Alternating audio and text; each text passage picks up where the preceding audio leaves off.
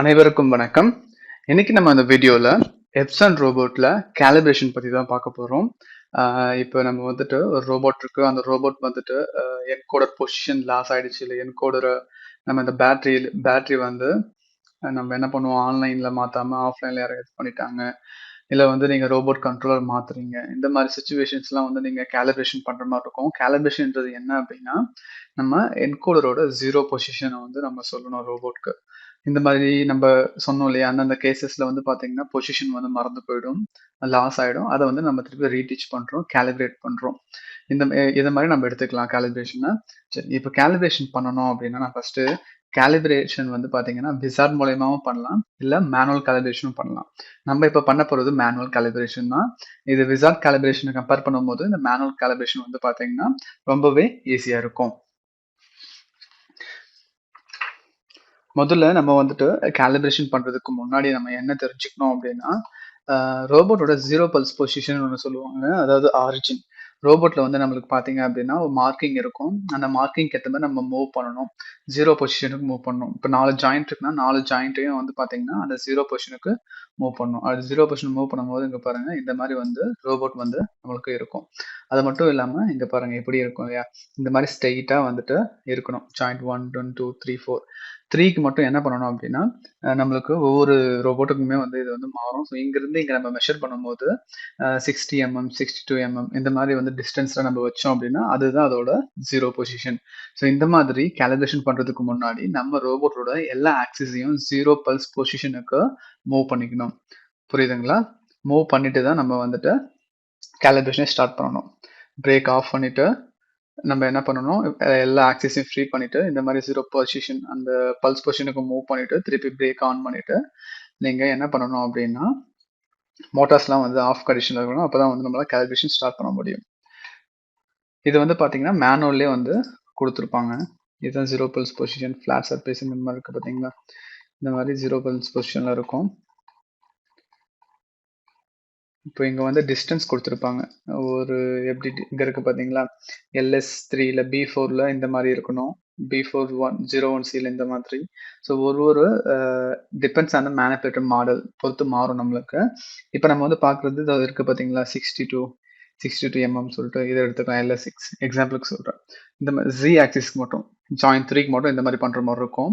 மற்றதுக்கெல்லாம் இங்கே joint 2க்கும் joint 1க்கும் அந்த position இருக்கும், லைக் மார்க்கிங் மாதிரி இருக்கும். அந்த பொசிஷன் நம்ம நிறுத்தணும். இந்த மாதிரி வந்து நாலுத்தையும் நம்ம பண்ணிட்டு என்ன பண்ணணும் அப்படின்னா, ஃபர்ஸ்ட் நம்ம சாஃப்ட்வேர் ஓப்பன் பண்ணிடணும். சாஃப்ட்வேர் ஓப்பன் பண்ணிட்டு நம்மளுடைய ரோபோட்டை வந்து இங்கே கனெக்ட் பண்ணிடணும். கனெக்ட் பண்ணதுக்கு அப்புறமா நம்ம போக வேண்டியது இந்த கமாண்ட் விண்டோ. இந்த கமாண்ட் விண்டோ போனீங்க அப்படின்னா இந்த கமாண்ட் விண்டோவில் ஃபர்ஸ்ட் நம்ம கொடுக்க வேண்டியது ரோபோட்டை வந்து செலக்ட் பண்ணணும். நம்ம ஒர்க் பண்ண போகிற ரோபோட்டை வந்து செலக்ட் பண்ணணும். ரோபாட் 1 அப்படின்னு சொல்லிட்டு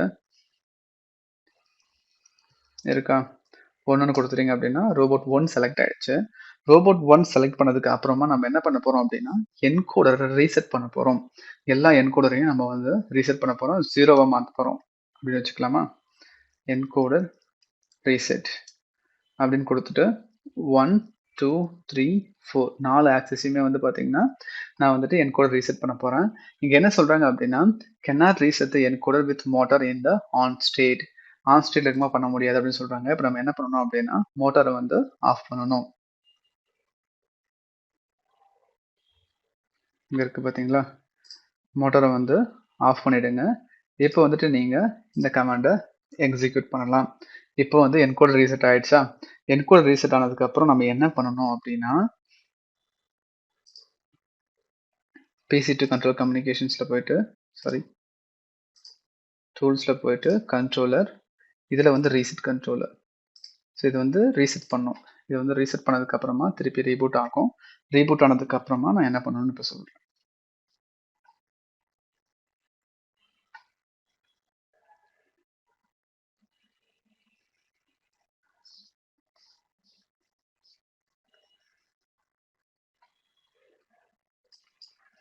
ஓகே, இப்போ வந்து ரீபூட் ஆயிடுச்சு கண்ட்ரோலரு.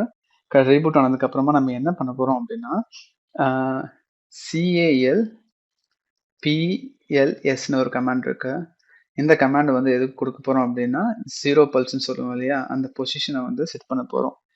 கால்குலேஸ் இந்த 1 2 3 4 இங்க வந்து என்ன பண்ண போறோம் அப்படின்னா 0 0 0 0 அப்படின்னு சொல்லிட்டு கொடுத்தோம் அப்படின்னா இந்த பல்ஸ் வந்து இப்ப 4 இதுக்குமே செட் ஆயிடும். இது பண்ணதுக்கு அப்புறமா நம்ம என்ன பண்ணணும் அப்படின்னா லைக் கேலிப்னு ஒரு கமாண்ட் இருக்கு. இந்த கேலிப் இந்த கமாண்டை கொடுத்துட்டு 1 2 3 4 கொடுத்தீங்கன்னா நம்மளுக்கு 4 ஜாயிண்ட்டும் கேலிப்ரேட் ஆயிடும். ஸோ இந்த கேலிப்ரேஷன் கொடுக்குறப்ப என்ன நடக்கும் அப்படின்னா இது வந்து ரோபோட் ஆரிஜின் ஆஃப்செட்டை வந்து கால்குலேட் பண்ணிட்டு இந்த ரோபோட்ல வந்து டிஃபால்ட்டா ஸ்டோர் பண்ணிக்கும். இப்போ இருக்கிற பொசிஷன் தான் நம்மளுடைய 0 பல்ஸ் பொசிஷன் அப்படின்னு சொல்லிட்டு. ஸோ இது வந்து மேனுவல் கேலிப்ரேஷன் ரஃபாக நம்ம பண்ணுறது. இது வந்து ரொம்ப ஈஸியாக இருக்கும். கேலிப்ரேஷன் விசார்ட் யூஸ் பண்ணி பண்ணுறது வந்து கொஞ்சம் இது கம்பேர் பண்ணும்போது டிஃபிகல்ட்டாக இருக்கும். பட் இதுவே நீங்கள் பண்ணீங்கனாலே போதும் நம்ம மேனுவலாக கேலிப்ரேஷன் பண்ணுறதுக்கு. ஓகே கைஸ், தேங்க்ஸ் ஃபார் வாட்சிங். இந்த வீடியோவில் இந்த மாதிரி மேனுவல் காலிப்ரேஷன் பார்த்தோம். அடுத்த வீடியோவில் நான் முடிஞ்சால் நான் வந்து லைக் அக்யூரேட் கேலிப்ரேஷன் பற்றி பார்க்கலாம். விசார்ட்ஸை யூஸ் பண்ணி இன்னும் அட்வான்ஸ்ட் கமெண்ட்ஸ் இருக்குது 2 3 கமெண்ட்ஸ் அதை யூஸ் பண்ணி எப்படி பண்ணுறதுன்னு பார்க்கலாம். இந்த வீடியோ கற்றுக்கிட்டீங்கன்னு நினச்சிங்கன்னா உங்கள் ஃப்ரெண்ட்ஸுக்கும் ஷேர் பண்ணுங்கள். அடுத்த வீடியோவில் பார்க்கலாம்.